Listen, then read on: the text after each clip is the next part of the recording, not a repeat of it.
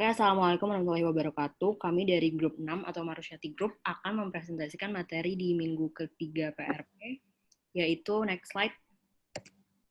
Nah, jadi pada dasarnya yang akan kita bahas ini adalah tentang data preparation and analysis, yang di dalamnya akan membahas tentang frequency distribution, hypothesis testing, cross tabulation, dan yang terakhir nanti kita akan menganalisa jurnal yang akan kita angkat, yaitu mengenai tentang consumer behavior yang dikaitkan dengan kondisi pandemi. Nah, jurnal yang kita ambil ini di sini tuh berjudul The Impact of COVID-19 Crisis upon the Customer Buying Behavior of Fresh Vegetables Directly from Local Producers. Nah, pertama kita akan bahas tentang frequency distribution dulu. Di marketing research seringkali perlu menjawab pertanyaan berikut. Kayak contohnya berapa banyak pengguna brand yang dapat digolongkan sebagai brand loyal, berapa percentage pasar yang tergolong sebagai heavy users, medium users, light users, dan non-users. Dan yang terakhir nih salah satu contoh pertanyaan yang ada di jurnal yang kita ambil juga, berapa banyak sih orang yang belanja langsung ke produsen pada saat sebelum, pada saat dan setelah COVID-19. Nah, pertanyaan-pertanyaan yang tadi itu bisa dijawab dengan kalian membuat table frequency distribution. Jadi frequency distribution itu merupakan mathematical distribution yang bertujuan untuk mendapatkan hitungan jumlah response yang terkait dengan different values dari suatu variabel dan nantinya akan disajikan hitungannya dalam bentuk percentage. Nah, ini contoh yang ada di jurnal kita nih. Di paling kiri ada variabelnya, frekuensinya, terus valid persen sama cumulative persen. Di first column itu tentang variable yang diassign ke different questions, seperti contohnya ini gender, marital status, education, dan gitu-gitu. Yang di second itu ada number of respondent yang menjawab female atau male-nya dan umurnya dan segala macam. Nah, kalau valid percentage itu adalah percent when the missing data are excluded from calculations. Kalau yang di terakhir adalah merepresentasikan cumulative percentage yang mana dikalkulasi dari membagikan frekuensi dengan total numbers of observations dan dikalikan dengan 100, yang mana kumulatif itu selalu the last value-nya itu selalu 100.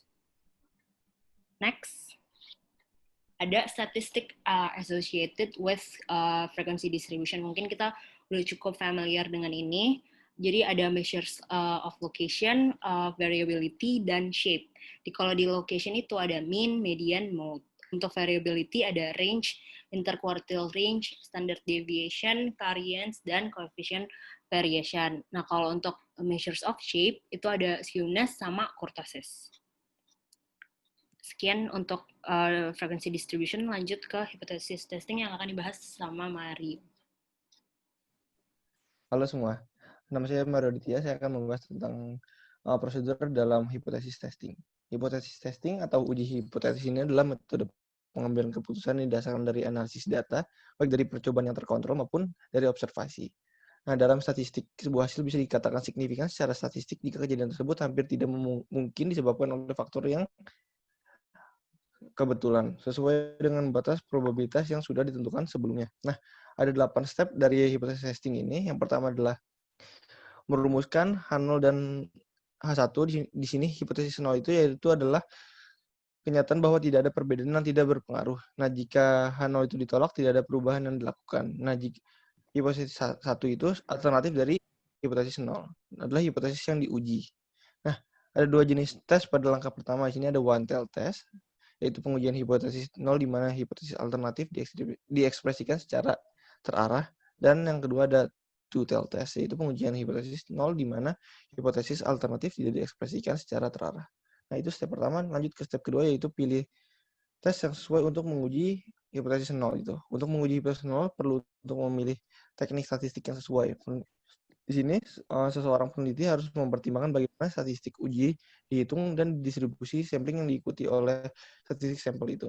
Misalnya mean yang disebutkan tadi oleh Fatimah. Statistik uji mengukur seberapa dekat sampel dengan hipotesis 0. Statistik pengujian seringkali mengikuti distribusi terkenal seperti distribusi 0, normal, T atau chi-square yang akan kita coba untuk mereview jurnal nantinya. Step yang ketiga ada memilih level of significance. Di sini probabilitas melakukan kesalahan, misalkan melakukan type 1 error, yaitu menolak hipotesis 0 pada hipotesis yang sebenarnya.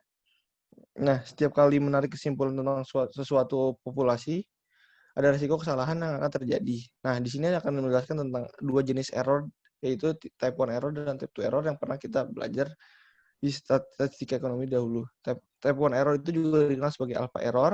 Type 2 error itu disebut juga dengan kesalahan beta. Ini jadi ketika hasil sampel mengarah pada tidak ditolaknya hipotesis nol yang ternyata salah.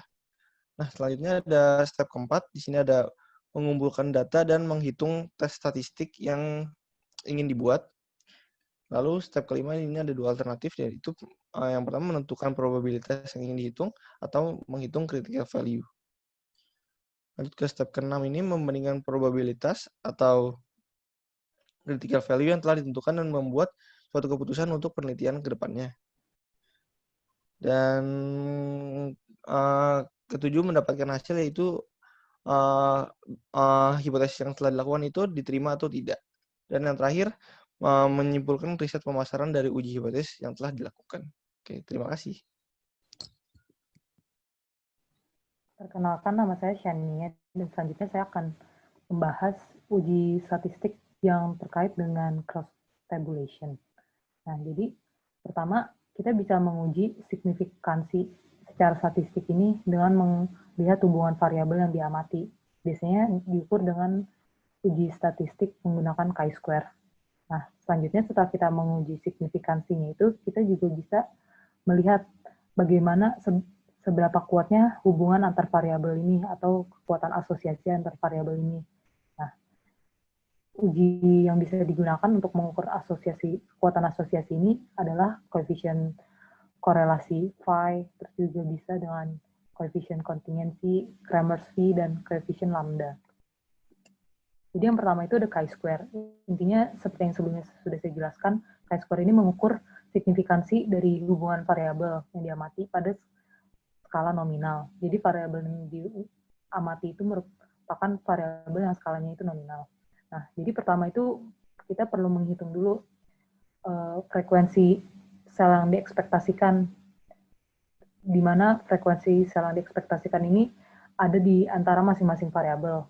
Terus juga biasanya tuh nanti masing-masing variabel itu akan di-represent dalam sebuah tabel gitu. Jadi misalkan variabel yang pertama ada 2 kolom, terus variabel yang kedua itu ada 2 kolom. Nanti kita pertama hitung dulu expected cell frekuensi di masing-masing sel itu. Lalu selanjutnya kita bandingkan dengan frekuensi yang aktual dengan menggunakan rumus seperti berikut, yaitu F sama dengan jumlah baris dikali jumlah kolom per jumlah sample size. Selanjutnya dari hasil expected cell frekuensi itu akan dibandingkan dengan frekuensi aktual. Nah, setelah kita mendapatkan hasil ya, nanti kita akan bandingkan hasil tersebut dengan degree of freedom. Yaitu degree of freedom itu rumusnya adalah jumlah baris dikurang 1 dikali jumlah kolom kurang 1. Nah, jadi setelah kita tahu degree of freedom ya, biasanya degree of freedom itu memiliki nilai kritikal gitu yang ada di tabel statistik yang bisa kita temui di internet ataupun di buku. Setelah kita membandingkan degree of freedom dengan nilai critical value-nya, nanti kita bandingkan itu dengan hasil chi-square yang sudah kita hitung sebelumnya, kita jadi akan tahu berdasarkan kurva ini bahwa kita harus mereject atau menolak hipotesis 0 itu, atau kita harus tidak menolak hipotesis 0 itu. Selanjutnya itu ada phi coefficient. Nah, phi coefficient ini mengukur kekuatan asosiasi antar variabel itu kan, tapi ini untuk kasus di mana tabelnya 2x2, atau yang seperti sebelumnya sudah saya jelaskan, hanya ada 2 variabel. Nah, jadi kalau nilai phi 0 itu hasilnya sebesar 0, berarti tidak ada asosiasi, dan itu bisa dikatakan dari chi-square juga pasti kemungkinan hasilnya pun juga 0, jadi kedua variabel itu nggak ada asosiasinya. Nah, namun ketika variabel itu terasosiasikan sempurna, berarti nilai phi itu sebesar 1. Intinya range nilai phi itu antara 0 sampai 1, di mana 1 itu asosiasi antar variabel itu sangat kuat, dan kalau 0 itu berarti tidak ada asosiasi gitu. Nah, selanjutnya ada contingency coefficient. Ini sama seperti phi coefficient, tapi ini mengukur suatu kasus dengan jumlah variabelnya itu banyak, lebih dari 2 gitu. Dan sama range nilainya itu antara 0 sampai 1. Oh, salah, maksudnya nilai maksimumnya tergantung pada jumlah baris atau kolom di tabel atau jumlah variabel yang diukur.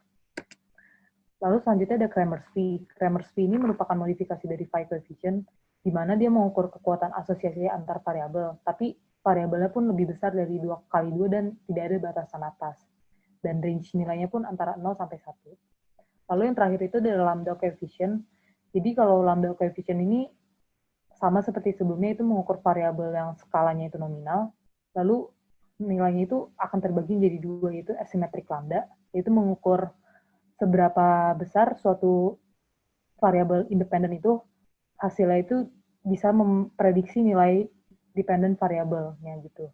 Jadi untuk asimetri lambda ini nilainya itu range-nya antara 0, di mana independent variabel itu tidak bisa membantu memprediksi dependent variabel, dan 1. Jadi 1 ini maksudnya independent variabelnya itu atau variabel independen itu bisa memprediksi resultnya atau independent variabelnya gitu. Nah, terus setelah ada asymmetric lambda, selanjutnya itu juga ada symmetric lambda. Symmetric lambda ini hanya merupakan rata-rata dari 2 nilai asymmetric lambda gitu. Jadi biasanya kalau misalnya variabelnya ada 2 gitu atau lebih, kita harus hitung dulu asymmetric lambda masing-masing variabel. Setelahnya kita hitung symmetric lambda, itu rata-rata dari keseluruhan asymmetric lambda tersebut. Nah, untuk praktiknya dalam melakukan analisis cross tabulation ini, yang pertama itu kita perlu menguji H0-nya kan, atau dengan kata lain tidak ada hubungan antar variabel, dan menggunakan statistik chi-square. Nah, jika hasilnya mengindikasikan bahwa kita tidak bisa menolak H0, berarti kan tidak ada hubungan antar variabel kan. Nah, tapi kalau misalkan hasilnya ini H0 itu ditolak, atau yang dengan kata lain H1 yang diterima, selanjutnya kita perlu menentukan nih kekuatan asosiasi antar variabel itu, bisa dengan coefficient phi, contingency, Cramer's P, dan sebagainya. Nah, setelah kita menghitung kekuatannya, baru kita interpretasikan pola hubungan antara kedua variabel tersebut dan menghitung persentase dari arah variabel independen ke variabel dependen menggunakan lambda coefficient seperti yang sebelumnya sudah saya jelaskan. Lalu ini ada contoh lain di mana variabel ini misalkan bukan nominal, tapi variabel di skala ordinal. Ada formula seperti tau B, tau C, dan gamma untuk menguji hubungan di antara kedua variabelnya. Gitu. Lalu setelah kita menguji hipotesis kekuatan asosiasi dan pola asosiasinya, kita bisa menggunakan insights tersebut dalam implikasi manajerial dan rekomendasi untuk situasi yang terkait. Selanjutnya akan dipresentasikan oleh Rusida. Oke, perkenalkan, nama saya Rusida Ulfarwi Gemelar, dan saya akan melanjutkan presentasi ini. Selanjutnya saya akan membahas tentang parametric test. Jadi, parametric test atau tes parametrik ini akan memberikan kesimpulan untuk membuat pernyataan tentang sarana populasi induk. Nah, untuk menguji parametric test dapat dilakukan dengan t-test. Jadi tes ini adalah pengujian hipotesis univariat menggunakan distribusi T yang digunakan jika standar deviasi dari jurnal atau penelitian tidak diketahui dan memiliki ukuran sampel yang kecil. Next slide.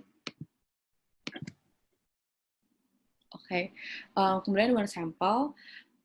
Jadi dalam riset pemasaran, peneliti sering tertarik untuk membuat pernyataan tentang variabel tunggal terhadap standar yang diketahui atau diberikan. Nah, dalam one sample ini bisa diuji menggunakan one sample t-test. One sample t-test adalah teknik yang digunakan untuk menguji apakah nilai tertentu berbeda secara signifikan atau tidak dengan rata-rata sebuah sampel. Kemudian two independent samples. Two independent samples adalah 2 sampel yang tidak terkait secara eksperimental. Pengukuran satu sampel tidak berpengaruh pada nilai sampel kedua. Nah, pada two independent samples ini juga bisa menggunakan t-test. Tapi perbedaannya dengan one sample, pada two independent sample t-test ini adalah teknik yang digunakan untuk menguji komparatif atau uji beda untuk mengetahui adakah perbedaan mean atau rata-rata yang bermakna antara dua kelompok bebas yang berskala data interval atau rasio. Next. Kemudian paired samples. Jadi dalam pengujian hipotesis, observasi dipasangkan sehingga dua set observasi berhubungan dengan responden yang sama. Nah, paired samples ini juga bisa menggunakan paired sample t-test, yaitu tes untuk perbedaan mean paired samples. Next.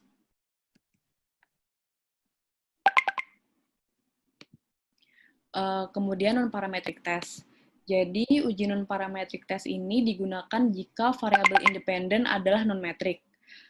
Seperti pengujian parametrik, pengujian non-parametrik tersedia untuk menguji variabel dari one sample to independent samples atau paired samples. Next. Nah, pada one sample, ini bisa menggunakan 3 jenis tes. Yang pertama, Kolmogorov-Smirnov, kemudian run test, dan juga binomial test. Pada Kolmogorov-Smirnov atau KS1 sample test, ini adalah membandingkan fungsi distribusi kumulatif untuk variabel dengan distribusi tertentu. Nah, tes KS ini didasarkan pada nilai maksimum selisih absolut antara I dan OI.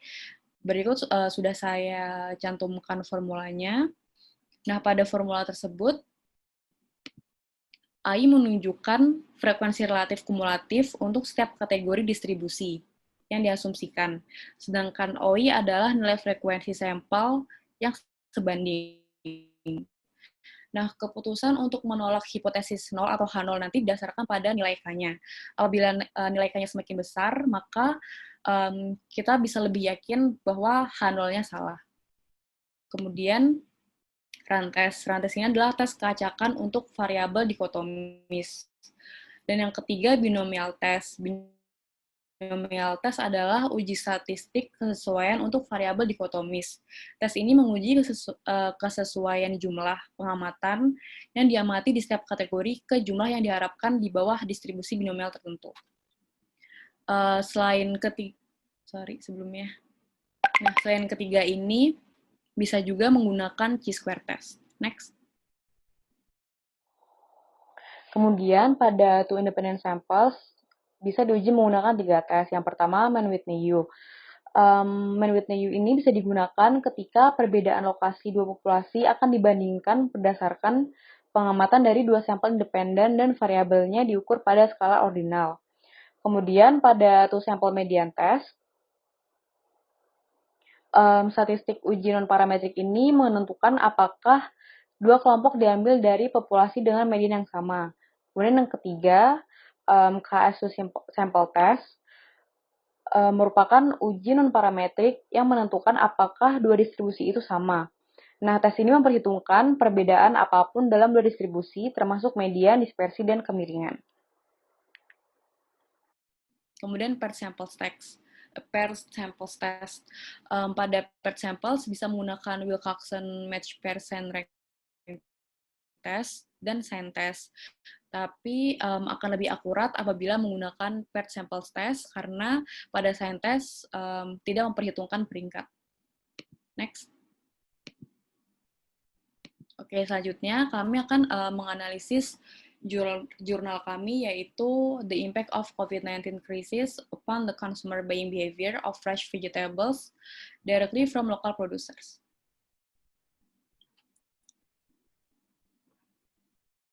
Selanjutnya akan dijelaskan oleh Mario. Oke.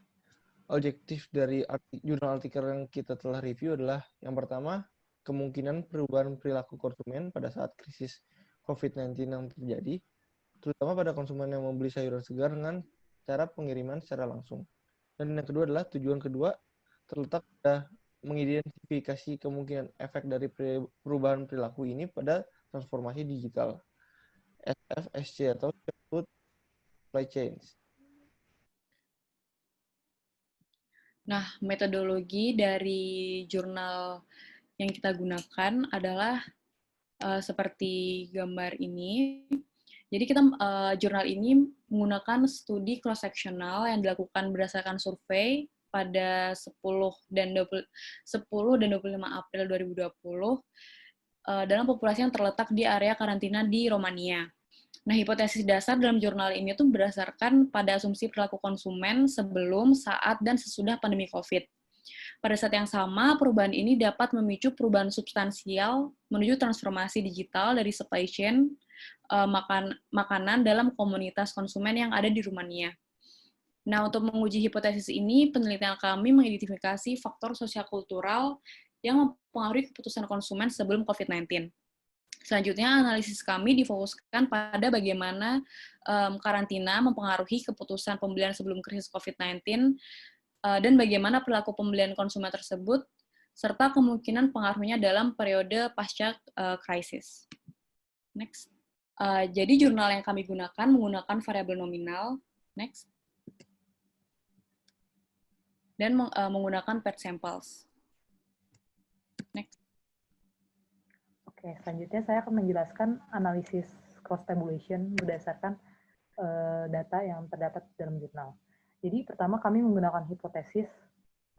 Situasi yang pertama itu hipotesisnya adalah yang pertama, tidak ada hubungan antara membeli langsung fresh vegetables, maksudnya membeli langsung itu dari produsen langsung ya, sebelum 16 Maret, dan membeli langsung fresh vegetables ini setelah 16 Maret. Sedangkan untuk H1-nya itu ada hubungan antara kedua variabel ini. Dan bisa dilihat di tabelnya bahwa ini ada jumlah orang-orang yang membeli sebelum 16 Maret dan dia akan membeli setelah 16 Maret. Terus ada juga nih orang-orang yang membeli yang nggak beli sebelum 16 Maret tapi dia akan membeli setelah 16 Maret. Terus juga dia tetap nggak akan beli setelah 16 Maret gitu. Jadi bisa dilihat di tabel jumlah orang-orangnya, frekuensinya, dan ini merupakan analisis chi-square-nya. Jadi hasilnya itu ada hasil chi-square itu adalah 36,108, di mana 36,108 ini lebih besar dari critical value chi-square-nya, yaitu 3,841. Nah, 3,841 ini diambil berdasarkan degree of freedom itu kan sebesar 1 ya. Nah, nilai alpha-nya atau level of significance untuk degree of freedom sebesar 1 itu adalah 3,841.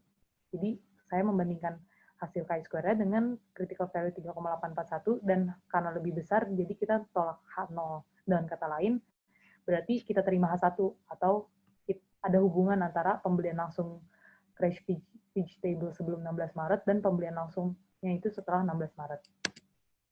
Lalu selanjutnya saya juga mengukur phi coefficient atau kekuatan asosiasi antara kedua variabel ini dan ternyata karena setelah saya hitung dengan menggunakan rumus ini, hasil itu ada 0,14. Jadi kekuatannya itu bisa dibilang masih cenderung agak lemah ya, karena kan paling kuat itu 1 ya. Jadi 0,14 itu kekuatan hubungan antara kedua variabel ini masih agak lemah, dan nilai asimetrik lambdanya pun juga sebesar 0,14. Yang berarti bagaimana variabel pembelian langsung sebelum 16 Maret ini bisa memprediksi apakah dia akan membeli fresh vegetables juga setelah 16 Maret itu, kemampuan prediktifnya hanya sebesar 0,14. Lalu selanjutnya ini ada situasi di mana kami mengukur hubungan pembelian langsung fresh vegetables sebelum 16 Maret dan pembelian langsung setelah krisis COVID-19. Gitu. Jadi time range-nya itu lebih lama dan ini ada data-datanya. Lalu juga kita analisis chi-square-nya, hasilnya itu adalah 62,374, di mana hasil ini lebih besar dari critical value 3,841, yang berarti kita harus menolak H0, atau dengan kata lain, terdapat hubungan signifikan antara pembelian langsung fresh vegetable sebelum 16 Maret dan pembelian langsung setelah COVID-19. Dan ini juga ada phi coefficient-nya, di mana kekuatan hubungan antara kedua variabel ini sebesar 0,493, cukup kuat hubungan antara kedua variabelnya, dan nilai asimetrik lambdanya pun juga sebesar 0,493. 0 itu seperti yang tadi di awal, tidak ada hubungan membeli langsung fresh vegetable setelah 16 Maret dan membeli langsung setelah krisis COVID-19, dan H1 itu ada hubungan antara membeli langsung fresh vegetables setelah 16 Maret dan membeli langsung fresh vegetables setelah krisis. Dan berikut tabelnya, cara bacanya sama seperti yang Shania di awal. Langsung aja ke cara menghitungnya. Next slide. Nah, jadi di sini kita ketemu bahwa nilai statistik chi-square-nya itu terhitung 28,471, yang mana lebih besar daripada critical value, maka kesimpulannya kita menolak H0 dan menerima H1, yang mana kesimpulannya terdapat hubungan signifikan antara pembelian langsung fresh vegetables setelah 16 Maret dan membeli langsung fresh vegetables setelah krisis COVID-19. Dan selanjutnya ada phi coefficient dan lambda coefficient analysis dari yang tadi.